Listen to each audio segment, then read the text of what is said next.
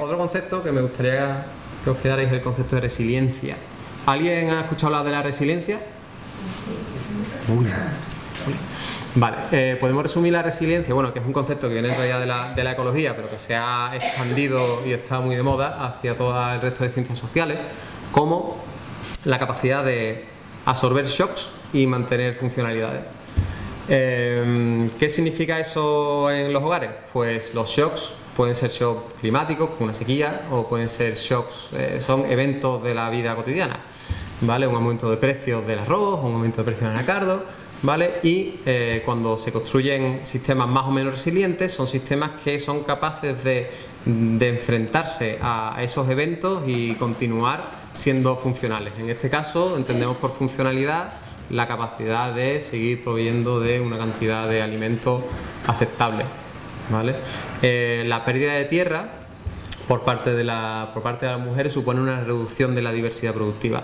La reducción de la diversidad normalmente, ya sea en sistemas ecológicos o en sistemas económicos, implica un aumento de la vulnerabilidad, ¿vale? Y este caso no es diferente. Ahora hablamos de los términos de intercambio. Bueno, hablamos ya. ¿Qué pasa ahora? Pues que, como hemos visto en la parte de aquí, ¿vale?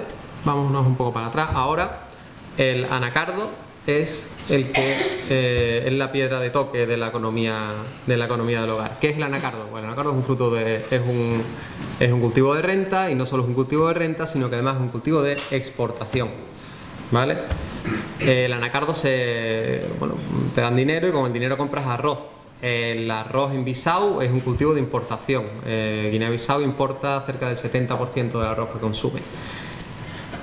¿Qué implica esto? Pues que si disminuyes la cantidad de arroz que tú produces, ahora toda esa parte de ese 65-70%, ¿vale? Esa parte depende, la cantidad de arroz que tú seas capaz de conseguir, no solo depende de tu capacidad de producir anacardo, sino depende y muy mucho de los términos de intercambio arroz-anacardo, es decir, de si el precio del anacardo y el precio del arroz, qué relación tienen, ¿no?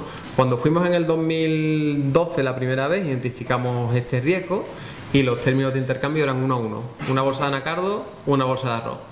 Y bueno, levantamos la mano y dijimos, cuidado, porque esto es una situación hipervulnerable que puede estallar. Al año siguiente, por desgracia, el precio del anacardo cayó en picado. Y los términos de intercambio pasaron de 1 a 3. Hacía falta ahora 3 sacos de anacardo para comprar un saco de arroz. En hogares que ya eran muy vulnerables de por sí, esto fue ya el remate total. O sea, la situación es muy dura. A nivel nacional, en hogares donde el autoabastecimiento, es decir, en hogares que estaban aquí, ¿vale?, provocó a nivel nacional una situación de emergencia alimentaria. Imaginaros en hogares que estaban en esta situación, ¿vale? Es decir, el tema fue bastante grave, ¿vale? Bueno, como decimos, la reducción de esa diversidad, al final lo que provocó y provoca es un incremento de la vulnerabilidad, ¿no? Que realmente ha cambiado mucho la economía de los hogares, el día a día, y sobre todo el día a día de las mujeres. Este es un caso de mujeres, ¿vale? Es un caso de mujeres que pierden la tierra por culpa de un gobierno corrupto, sobre todo, y bueno, unos inversores, prefiero no darle calificativo.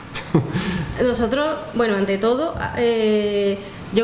queríamos decir también que en el caso que yo estudié en Mozambique, era un caso de una empresa que es Ecoenergía, que es una empresa sueca, ¿no?, que produce biocombustibles, pero que los cultiva. Es cultivo ecológico, o sea, certificado ecológico, que paga buenos salarios a los trabajadores en unas buenas condiciones.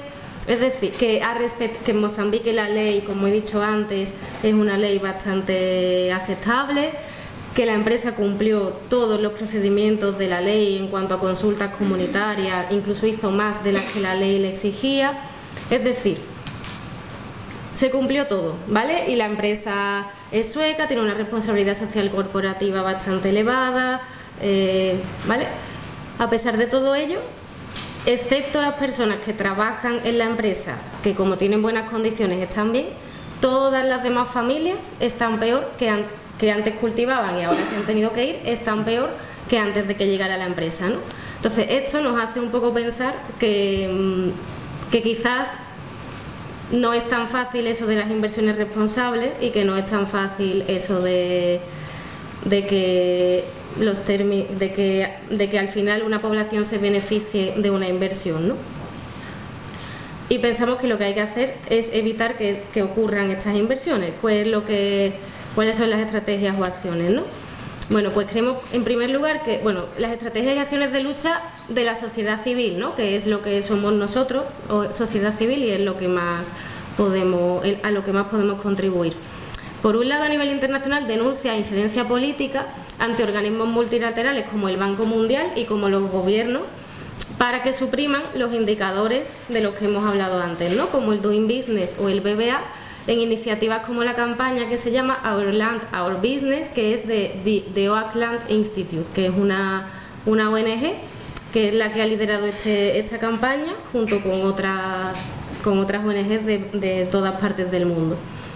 Por otro lado, acciones preventivas, apoyando a la sociedad civil del norte, prevenir que ocurra esto, apoyando los procesos que lleva a cabo la sociedad civil del sur y en los territorios de origen de las inversiones, como puede ser nuestro ahora, informar y sensibilizar a la población sobre las consecuencias que tiene el sistema agroalimentario globalizado en el que vivimos y nuestro modo de vida, que no tiene por qué ser solo el consumo de alimentos que vienen de otras partes del mundo, sino también biocombustibles que vienen de otras partes del mundo, o minerales como el coltán que viene de otras partes del mundo. Es decir, revisar nuestro modo de vida, nuestros hábitos de consumo, y ser conscientes del impacto que ese modo de vida tiene en las poblaciones que habitan en las zonas donde se producen los acaparamientos, ¿no? En ese sentido, yo creo que es importante tener en cuenta que, resumiendo un poco ese punto, que creo que es clave, que el consumo es un acto político. Como ir a votar, o como ir a manifestarse, o como... Bueno, ahí paro. Vale, y luego, en los territorios en los que se acapara tierra,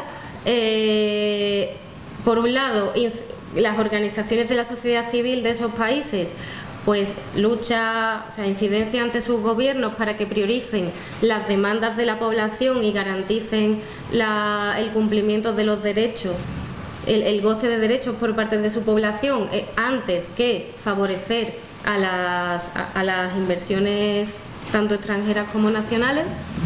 La soberanía alimentaria y la agricultura campesina, el apoyo a la soberanía alimentaria y a la agricultura campesina de pequeña escala, que es lo que en realidad alimenta al mundo, no, aunque pensemos que son las grandes multinacionales que cultivan y que distribuyen alimentos, eso aún sigue siendo inferior al número a la cantidad de comida que a día de hoy es producida por los campesinos y campesinas del mundo. Y luego, en las comunidades, sobre todo prevención, es decir, prevención para que las personas conozcan cuáles son sus derechos, conozcan las leyes, conozcan que cuando existen leyes que les favorecen, conozcan que pueden decir que no y conozcan cuáles son esos procedimientos que las empresas tienen que cumplir.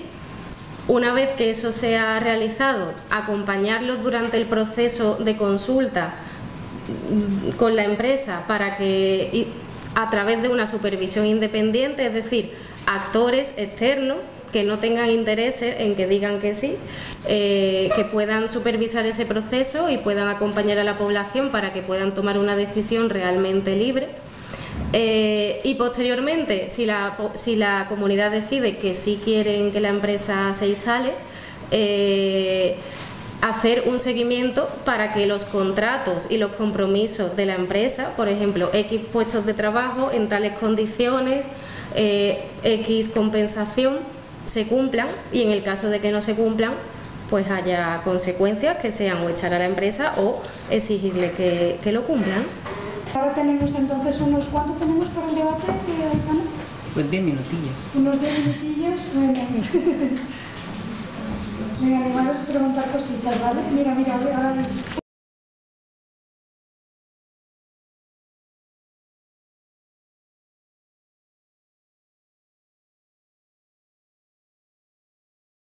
Vamos a ver, se me ocurre que van íntimamente unidas las dos intervenciones, la vuestra y la del profesor que está aquí presente con nosotros, en el sentido de que es posible una inversión responsable en la agricultura. Él decía que la agricultura tiene que ser el trampolín o el instrumento que permita el despegue del continente africano, ¿no? Evidentemente que detrás de todas estas cuestiones que habéis expuesto subyacen unos intereses económicos, porque los intereses que defendía, por ejemplo, aquel pensador británico Thomas Malthus han quedado ampliamente superados, ¿no? Malthus decía que teníamos un problema en la humanidad porque la capacidad de alimento no llegaría a satisfacer las necesidades de la humanidad. Evidentemente lo corrijo Carlos Marx y dijo que no, que ya de eso se encargaría la tecnología y la ciencia. Y claro, eso hoy se traduce en un problema de gestión de los excedentes, ¿no? Hay excedentes que hay que gestionarlo de buena manera. Entonces, claro, a nivel conceptual yo veo un problema. El concepto de acaparamiento. Bueno, las cosas en sí mismas yo creo que no son ni buenas ni malas. Todo dependerá del uso que hagamos de ellas. Ha citado el caso de Guinea-Bissau como paradigma de lo que no se puede hacer peor. Quizá lo hicieron peor en Madagascar, que hubo una revolución, una revuelta popular que derrocó al presidente. ¿Por qué? Porque le dio una concesión a la Fundación Daewoo, a la multinacional Daewoo, que era ni más ni menos 99 años de explotación de la tierra que quisiera sin ninguna contraprestación. Toma, anchas Castilla y haz tú aquí lo que te dé la gana. Hombre, eso no se puede hacer. Es así, tal como lo estoy relatando, ¿no? Entonces, claro, aquí surgen los problemas. También las cosas se pueden hacer bien, como el caso de Botswana que ha citado el profesor. Se trata de... A mí es que hablar en estos debates de desposesión, de robo, de usurpación, me resulta muy fuerte. ¿Por qué? Por lo siguiente. Yo tengo una formación jurídica básica, ¿no? No soy especialista en nada, y mucho menos en derecho de registrar, ni hipotecario, ni nada de eso. Pero una empresa de un país que decide dar este paso, previamente ha hecho unos estudios. ¿Cuál es el primer estudio que hace? Un estudio legal, para comprobar el marco normativo del país en cuestión, si le permite hacer esa maniobra o no. Decía el profesor que en su país el concepto de tierra, el Estado no es el dueño de la tierra, es la tribu. Pues entonces aquí ya chocamos con unos problemas culturales que nos pueden ir agravando el problema, ¿no? Porque claro, si allí el dueño del terreno, ¿con quién me siento yo a negociar? Porque si me siento a negociar con el titular registral, no tengo problema, porque el Estado va a ser responsable de que esos daños colaterales no se produzcan. Vamos a intentar que no sea una conferencia paralela, por favor. Sí, vale. Por favor. Perdón. Lo siento, No. Bueno, brevemente, así que no sé si creo por dónde iba, respecto a la ley, ¿vale? Y la norma, como hay una diapositiva ahí, ¿no? Un poquito más arriba que dice, digamos que sobre qué realidad se asientan las leyes, ¿no? Y es importante saber la realidad social sobre la que se asientan para ver si el espíritu de la ley se va a aplicar o no. Muchas veces, y en muchos países, Guinea-Bissau es uno de ellos, ¿vale? Tiene leyes que son muy buenas, pero no hay mecanismos reales para cumplirlas y para hacerlas cumplir, con lo cual esas leyes son vacías, ¿vale? No es tanto que esté escrita en un papel, sino que además haya mecanismos reales de cumplimiento, ¿vale? Y muchas veces cuando se habla de hacer procesos, o sea, de establecer leyes que regulen todo este proceso, realmente lo que se está haciendo es ignorar todos estos factores, ¿vale? Y lo que se hace es facilitar el acaparamiento, ¿vale? Porque saben perfectamente que esos factores existen y que realmente las comunidades no van a poder hacer un uso efectivo de ese marco normativo, ¿vale? Y eso lo saben, o sea, en Mozambique lo saben perfectamente. Y aparte, ¿vale? Añadiendo un poco el tema de las relaciones de poder desiguales, es decir, mientras haya relaciones de poder desiguales, tú puedes tener una ley, pues la mejor ley del mundo, puedes decirme que ese gobierno tal, que la empresa ha cumplido todo. Las relaciones de poder desiguales hacen que no, o sea, que no haya equidad y que no haya justicia, por mucho que se cumpla la ley, ¿no? O sea, ahora mismo aquí hay leyes que se pueden cumplir y no significa que eso sea equitativo o que la gente lo haya hecho viva en libertad, ¿no? No sé. Pero bueno, es que es muy largo, ¿no? Sí.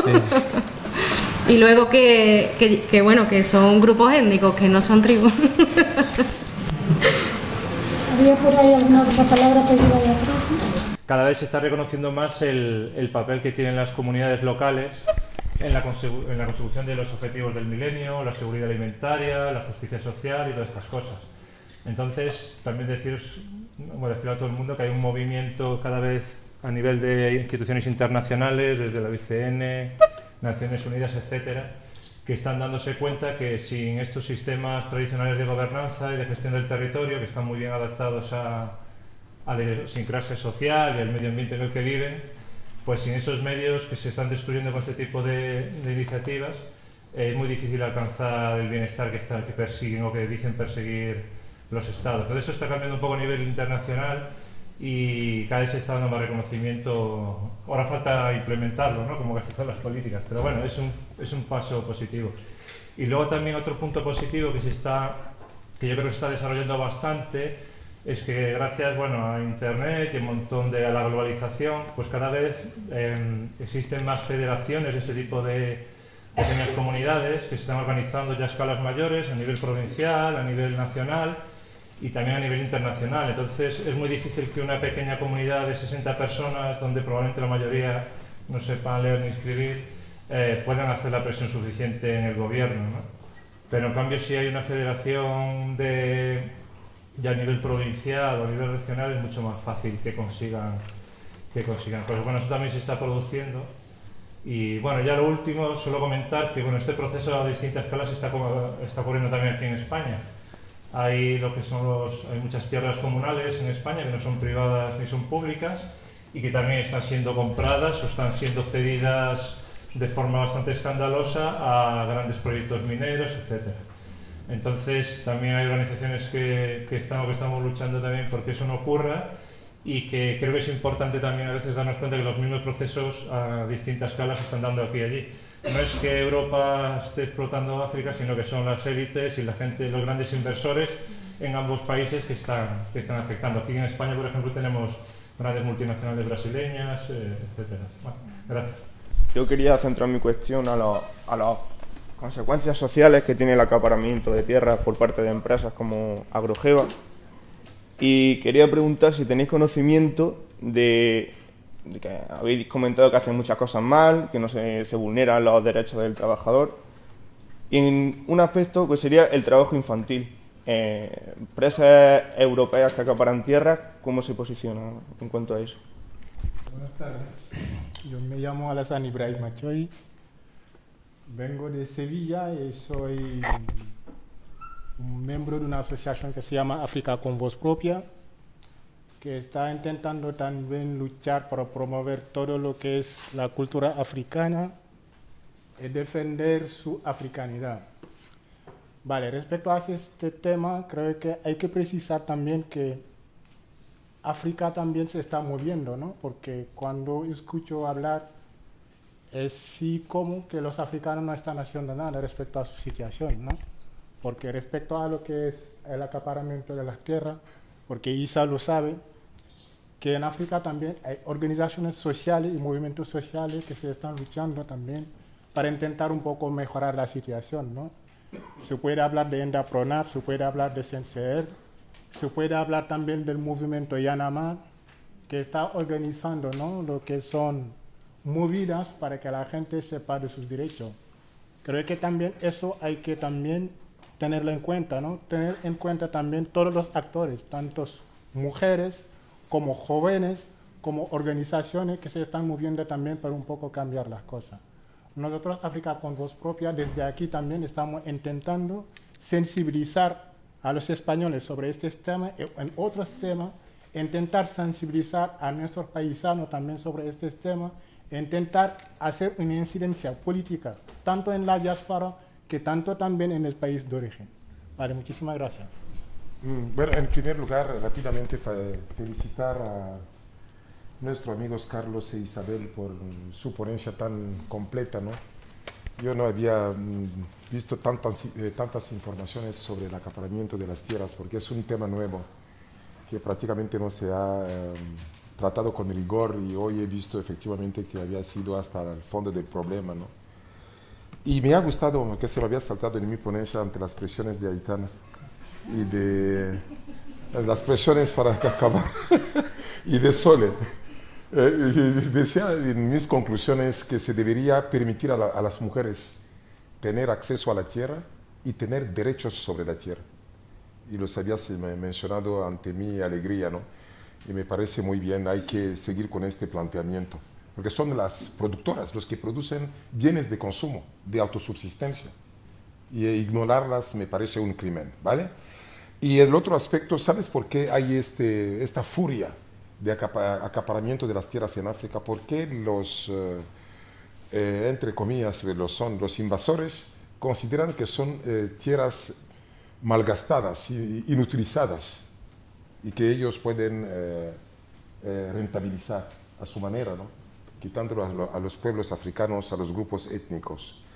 Y con lo que se refiere al compañero que ha manifestado esta intención justa de mencionar la participación de los grupos africanos, los movimientos sociales en la lucha, la sensibilización tanto de la diáspora como dentro del propio continente, me parece un trabajo magnífico, serio, al que se debe dar la máxima importancia. Bueno, yo lo suelo hacer con el movimiento social africano, el foro social africano al que pertenezco. Intentamos dar otra alternativa, otra lectura de las causas de los conflictos del subdesarrollo y de la pobreza en el continente africano, además del trabajo que estáis haciendo los activistas, sindicatos y estudiantes en particular. Se debe dar a conocer para hacer justicia a estos movimientos, ¿no? Me parece correcto. Como pregunta, nada más que hay una, ¿vale? Solamente, que es el tema del trabajo infantil, y al menos en el caso de Agrolleva no hay, no hay constancia, y además creo que no hay, ¿vale? Trabajo infantil en este caso. No es necesario tampoco, ¿no? Quiero decir, no tendría mucho sentido, ¿no? Yo, con respecto al trabajo infantil, o sea, los dos casos que yo estudié en Senegal y en Mozambique tampoco, o sea, son empresas que contratan a trabajadores que son adultos y no hay en ningún caso trabajo infantil. En Ghana yo estudié otro caso y tampoco encontré trabajo infantil. ¿Vale? Las empresas que usan mano de obra infantil, ¿son solamente africanas o no hay europeas ni norteamericanas? Bueno, yo personalmente no soy un gran conocedor de toda la problemática del trabajo infantil, ¿vale? Así que creo que no soy una persona, mi respuesta no es demasiado válida. No obstante, la mayor parte del trabajo infantil se da en los hogares, ¿vale? No es tanto niños cosiendo zapatillas Reebok, ¿vale? Como menos en África en los propios hogares. O también, no tanto en agricultura como sí en otros temas como minería, temas más extractivos, ¿no? Eso quizás sí, o depende del país. En República Democrática del Congo sí que hay bastantes niños en las minas, ¿no? Pero que, o sea, en agricultura, y al menos en los casos que nosotros hemos estudiado, no lo hemos encontrado. Yo sí quería un poco, bueno, de agradecer todos los comentarios. Y un poco así, quizá, o sea, estoy de acuerdo con todos, y no sé si es que a lo mejor, bueno, por temas de tiempo no ha llegado a quedar muy claro. O sea, en el tema de las estrategias y acciones de lucha, o sea, por ejemplo, todo esto que está aquí, en los territorios en los que se acaparan tierra, todo esto son son los africanos y africanas, me refiero, que, o sea, en las comunidades, en la prevención, el acompañamiento, la supervisión del cumplimiento de contratos, todo eso lo hacen organizaciones del país que conocen perfectamente la realidad y que acompañan a las comunidades en todo el proceso, ¿no? En Mozambique, en Senegal. O sea, quiero decir, ante los gobiernos, por ejemplo, en Senegal se está haciendo ahora la reforma agraria, la sociedad civil está implicada en la comisión de reforma agraria que se ha creado para realizar aportaciones. O sea, todo eso evidentemente son los africanos y africanas y vamos, desde mi punto de vista no podría ser de otra manera. Sí creo que quiero decir, estamos en un mundo global en el que los problemas además son parecidos o incluso los mismos y que estamos conectados. Creo que las sociedades civiles, tanto del norte como del sur, deben trabajar juntas, ¿no? Y tanto aportando recursos a veces a nivel de dinero como a nivel de ideas y de trabajo en red y de tú vienes aquí a contarme lo que tú haces y yo voy allí a ver lo que tú haces y también a contarte qué está pasando donde yo vivo, o sea que creo que, y en ese sentido lo uno un poco a lo que tú has dicho de que aquí está pasando y el tema de que a lo mejor una comunidad sola no puede hacer nada, pero que, o sea, el trabajo en red es fundamental tanto en el propio país, creando estructuras cada vez a nivel territorial cada vez mayores y a nivel de sociedades civiles de diferentes países, ¿no? O sea, creo que solos no hacemos nada, pero ni en esto ni en nada, ¿no? O sea que si no nos unimos no vamos a poder luchar, ¿no? Y también, o sea, totalmente de acuerdo contigo con lo de, en realidad es norte global y sur global, ¿no? No es norte geográfico que acapara al sur y precisamente además lo decíamos que son los, o sea, que muchas personas nacionales, o sea, senegaleses del gobierno acaparan tierras, del gobierno, militares y bueno, y empresarios, ¿no? O sea que igual que aquí también lo hacía la duquesa de Alba y ahora lo hacen sus descendientes, ¿no? Y bueno, y con las tierras baldías sí creo que es muy interesante porque eso, sobre todo con comunidades pastorales, eso es un grave problema, ¿no? Muchas veces en África además que hay muchas comunidades que son seminómadas, bueno, o al menos transhumantes, que parece que esa tierra no se, vamos, de hecho nadie la cultiva, pero sí se utiliza, ¿no? Y de hecho además no podría quizás ser cultivada de forma intensiva 12 meses al año porque no es tan productiva, pero sin embargo el uso que se le ha dado ha sido pues que durante unos meses al año pasan por allí con sus rebaños, ¿no? Pero claro, eso parece que es una tierra que no está siendo utilizada y muchas veces se aprovecha para eso. Y el tema de que las inversiones ocurren en tierras marginales y tal, y que hay cultivos que son específicos para tierras marginales, eso es un cuento, ¿eh? Cuando un inversor va, no va a una tierra marginal que no es productiva, va a la mejor tierra que hay, en el mejor sitio. No nos equivocamos. Quería preguntar si hay algún registro, o sea, si normalmente hay registros de tierra. Depende del país. Porque claro, eso también, a la hora de que una empresa quiera ir allí, pues, no digo porque hay una persona con la que hay que hablar, ¿no? Y si no es más fácil, o sea, eso quizás sería una alternativa, ¿no? Que se registraran o se hiciera un censo. Vale, hay un movimiento muy fuerte de censar la tierra, pero es que estamos fuera de tiempo. Para mí no es una alternativa. Lo que hay que proteger son los sistemas de propiedad comunales y privados, cuidado, o sea, que son privados, que mi tierra es mía, o sea, allí mi tierra es mía, no es de mi vecino, es mía, ¿vale? Pero hay un sistema de propiedad limitado. Propiedad implica exclusión de mi vecino que ocupe mi tierra, ¿vale? Y además se transmite la tierra de unas personas a otras. No es tierras comunales, aquí sembramos todo donde nos da la gana, ¿vale? Son sistemas de propiedad muy eficaces además, ¿vale? Pero no se trata tampoco de replicar los sistemas de propiedad que conocemos aquí, ¿vale? Se trata más bien de articular los sistemas de propiedad, llamémosle tradicionales, con los derechos que emanan de los poderes estatales, ¿vale? Más bien hace esa unión.